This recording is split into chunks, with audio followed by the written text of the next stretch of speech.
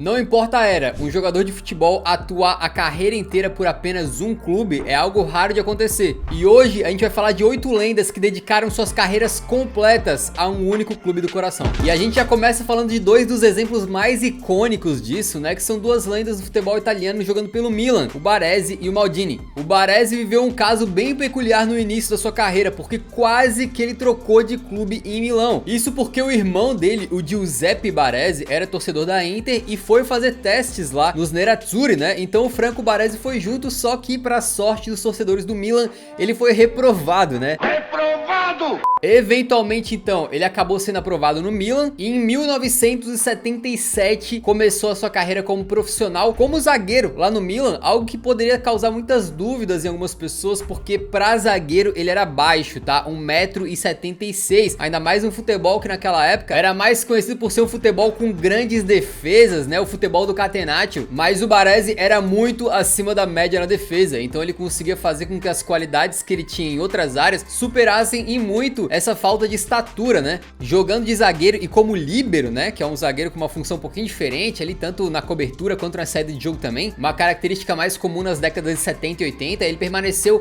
por muito tempo como titular da zaga do Milan e acabou vivendo aí diversas gerações diferentes e times icônicos diferentes da história do clube. Só que no meio tempo em que o Baresi tá lá jogando pelo Milan, surge um novo camarada nas categorias de base aí dos rossoneri, um cara que marcaria pra sempre o seu nome lá na cidade de Milão, que é o Paolo Maldini. O jovem lateral esquerdo Maldini faria uma parceria com o Baresi também naquela defesa, que duraria aí por mais de década, né? E no caso do Maldini, a lealdade ao clube já vinha de família, porque ele era filho do Cesare Maldini, um camarada que era já um capitão bastante respeitado da história do Milan, né? A história conta que o Paolo Maldini, quando era moleque, era torcedor da Juventus, né? Só que o pai dele, que jogava pelo Milan, não deu sopa pro azar e trouxe o guri para as categorias de base do clube. Em 1985, o Maldini se torna então profissional, pouco tempo depois daquela crise do Totoneiro, quando o Milan acabou sendo rebaixado por um escândalo ali de manipulação de jogos, e apenas um pouquinho antes da era Berlusconi começar no Milan. Maldini e Baresi foram pilares da defesa daquele histórico Milan do Arrigo Sacchi, que já ganhou um vídeo especial aqui no Eurofoot só pra falar dele, né? Mas a longevidade desses caras, e especialmente nesse caso do Baresi, pode ser traduzida no fato de que ele estreou na década de 70 no Milan, jogou toda a década de 80 no clube e ainda foi parte importantíssima do genial time do Capello, que chegou a ser campeão italiano invicto em 91-92, com o Baresi e o Maldini também na linha defensiva.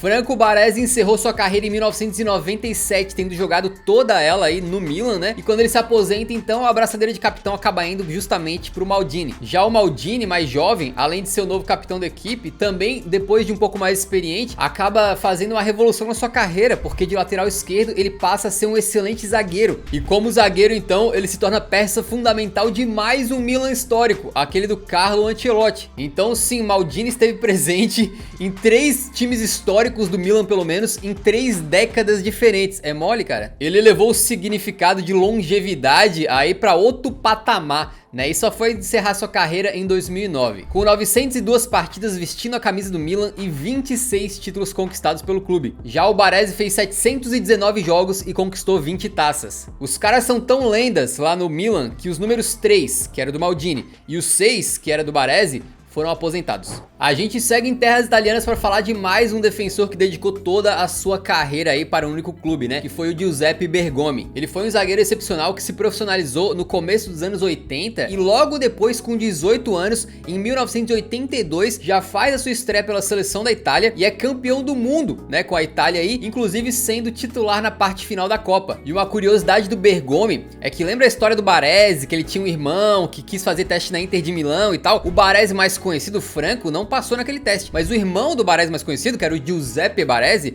esse sim passou. Então o cara que a gente tá falando agora, que é o Giuseppe Bergomi, chegou a jogar por muito tempo com o irmão do Baresi na Inter. Mas voltando pro Bergomi, apesar de ele ter uma grande qualidade, né, ele acabou dando um azar, entre aspas, que bem na época que ele tava na Inter, o campeonato italiano acabou contando aí com times históricos do Milan, né, e também com boas equipes aí que criaram Juventus e Napoli, que foram muito vitoriosas nas décadas de 80 e 90. Então, mesmo jogando bem por várias temporadas e sendo titular da Inter por muitos e muitos anos, o Bergomi acabou tendo uma carreira de poucos troféus. Talvez se ele tivesse saído para um clube mais poderoso da época, ele teria sido mais mais consagrado, né? Porém, esse talvez seja um fator que deixe ele sendo mais ídolo ainda da Inter, porque ele é um cara que não abandonou o time em momentos mais difíceis. Ele se aposentou em 1999 com 20 anos de serviços prestados à Inter de Milão. Foram 6 títulos conquistados e 756 jogos pela Inter, é muita coisa, né? Ele foi por um bom tempo o jogador que mais tinha atuado com a camisa dos Nerazzurri, até que ele foi ultrapassado aí pelo Javier Zanetti, a lenda. Ainda não podemos sair do futebol italiano antes de falar de um dos caras que talvez seja o maior caso, ou um dos maiores casos de amor por um clube na história recente do futebol, que é o Francesco Totti na Roma. Dos anos 80 até o início dos anos 2000, o futebol italiano foi sempre o mais forte da Europa, né? Capaz de atrair craques de vários lugares do mundo para formar uma liga poderosa, mas também de revelar grandes jogadores em solo nacional, como foram os caras que a gente acabou de falar nessa lista. Mas um dos grandes talentos, que foi o Totti, acabou surgindo num time que é muito tradicional, muito importante, mas tá longe de ser um dos mais vitoriosos da Itália, que é a Roma. Ele era um jogador de elegância rara, né? Cracaço absurdo de bola, tinha uma potência física muito interessante e uma técnica refinadíssima. Um cara que, sem dúvida alguma, se tivesse decidido sair da Roma, poderia ter conseguido muito mais coisas na carreira do que ele conseguiu lá na capital italiana. Ele foi um dos melhores jogadores da Itália e da Europa por muitos anos, né? Mesmo nunca jogando nos times mais fortes que tinham lá no campeonato italiano, né? Mesmo enfrentando elencos que na maior parte das vezes eram superiores aos da Roma, né? Os elencos aí de Milan, Juve, Inter. Apesar de tudo, Totti conseguiu conduzir a Roma aí para momentos de glória, em especial na temporada 2000-2001, quando o time treinado aí por Fábio Capello acabou conseguindo o 3º título italiano da história da Roma, e até hoje o último, né? Eles nunca mais ganharam, naquela campanha em que o Totti fez uma dupla de ataque lá fenomenal com o Gabriel Batistuta, né? Um argentino aí que é ídolo na Roma. Tamanha qualidade do Totão, eu não tô falando do Tottenham, né? É do Totti, mas eu consegui botar o Tottenham no vídeo, fez com que ele fosse cobiçado por muitos clubes gigantes da Europa, né? E o principal interessado era o Real Madrid, que queria transformar o Totti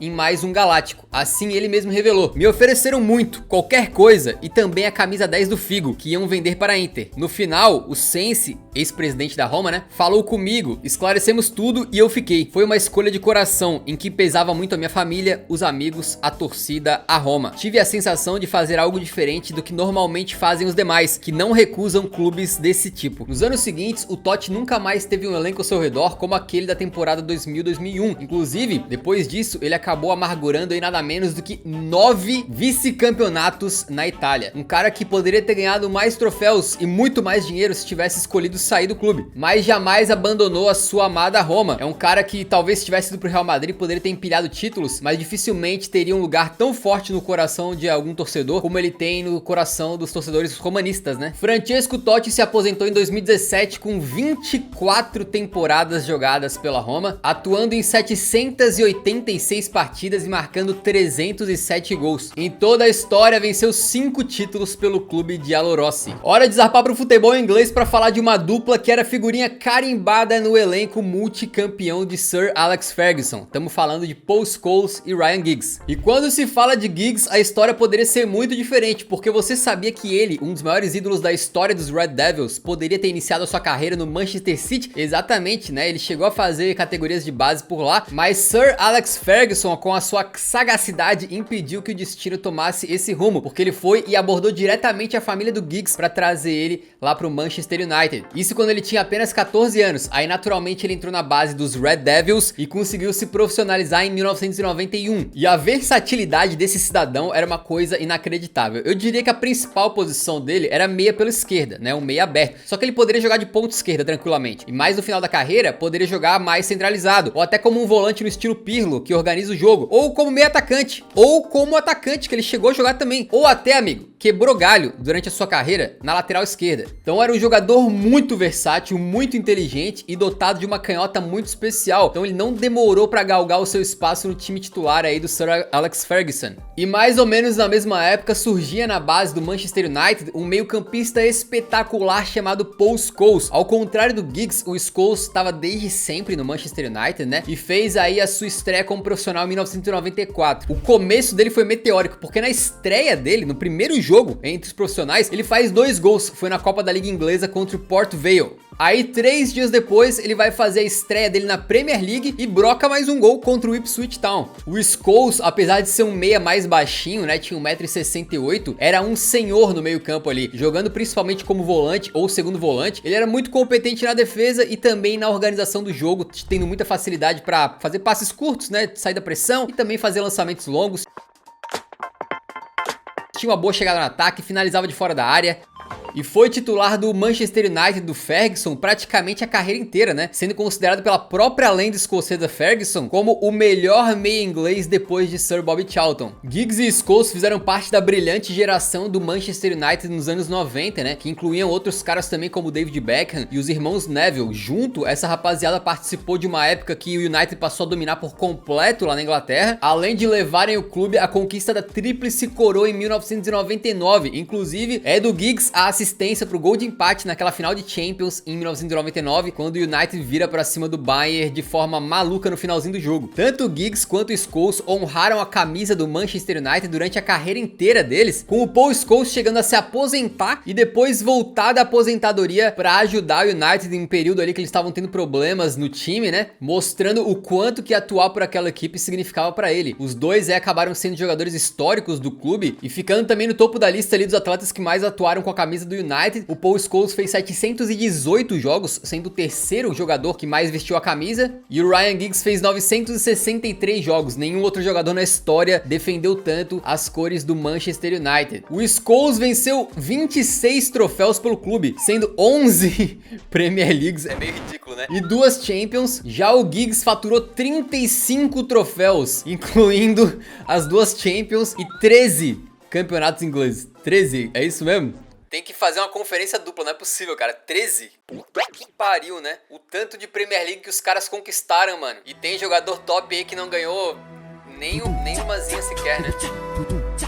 Hora de dar um pulinho lá na Espanha para falar de um camarada que dedicou toda a sua carreira para defender as cores do Real Madrid, que foi o Manolo Sanches. Foram 18 anos vestindo a camisa merengue como zagueiro, e assim como outro nome aqui da lista, ele também era um zagueiro considerado baixo, né, apenas 1,77 m, mas isso não impediu que ele fosse aí um dos pilares de uma das grandes equipes da história do Real Madrid, que ficou apelidada de La Quinta del Buitre. O Sanches teve o sangue do Real Madrid desde sempre correndo nas suas veias, porque o pai dele também já tinha jogado pelo clube, então com apenas 12 anos ele já entrou nas categorias de base, né? Em 1983, o Sanches se torna profissional no Real Madrid, que era comandado pela lenda Alfredo Di Stéfano. E naquela década de 80, ele faz parte então de La Quinta del Buitre, que foi um time histórico que venceu o pentacampeonato consecutivo de La Liga, sendo uma das equipes mais vitoriosas da história do clube. Só que aqueles caras não conseguiram ganhar Champions, né? Esse fato foi ocorrer quase 10 anos depois, em 1998, quando aquele time que tinha Raul, o Seedorf, o Roberto Carlos e o Manolo Sanches na zaga acabou sendo campeão da Europa aí mais de 30 anos depois de seu último título de Champions League. Pouco tempo depois, em 2000, ele consegue levantar a sua segunda orelhuda, encerrando a sua mais do que vitoriosa passagem aí pelo Real, fazendo 710 jogos por Los Blancos aí, né? Ganhando 21 títulos, sendo 2 Champions Leagues e 8 troféus da La Liga. E agora a gente fecha com outro zagueiro que conseguiu superar a sua baixa estatura para a posição, né, e virou uma lenda de um clube espanhol. Estamos falando de Carles Puyol do Barcelona. Aliás, tá virando um tema recorrente nesse vídeo aqui, falar de defensores que acabaram sendo meio baixinhos, né? Mas 1,76, 77 e 78, que era a altura do Puyol, realmente para zagueiro, ainda mais hoje em dia, né, é um pouco baixo, tá? É uma estatura um pouco diminuta aí. Mas isso aí nunca foi um problema para a carreira de Carles Puyol, um dos caras que tratou o futebol com mais seriedade, um ícone de fair play aí, que será lembrado por décadas sem dúvida nenhuma, né? Ainda mais no Barcelona, onde ele conseguiu ser titular por mais de 10 anos. O Puyol fez as categorias de base em La Masia, né, a base do Barcelona, e acabou sendo promovido para o time principal aí no final dos anos 90. E no começo dos anos 2000, o Barça passava por um período turbulento ali, né? Mas Puyol conseguiu superar isso, se tornando capitão daquele time comandado pelo Frank Rijkaard e sendo o responsável por levantar a taça da Champions League em 2006, apenas a segunda na história do time culé. O Puyol não só era um zagueiro baixo, como campo, na questão técnica, né, com a bola no pé, ele era um pouco mais desprovido que os seus companheiros aí, como o Sérgio Ramos e o Piqué na seleção espanhola, mas ele sempre foi capaz de compensar isso daí com uma entrega, né, uma disposição dentro de campo acima do normal, além de ser um cara que conseguia fazer leitura tática, se posicionar de forma maravilhosa e que também tinha uma versatilidade acima do comum. Não à toa foi titular da equipe na era Raika, mas também durante todo o período da era Pep Guardiola, jogando sempre como zagueiro, mas também caindo para lateral direita ou para esquerda, eventualmente para quebrar galho, né? E com a competência de sempre, né? E o Puyol era um dos caras que levava o futebol mais a sério. Era um maluco que prezava muito pela classe, pela esportividade, pelo respeito dentro de campo, mesmo com times rivais, jogadores adversários. Existem diversos exemplos na carreira do Puyol que fizeram ele ser admirado não só pela torcida do Barça, mas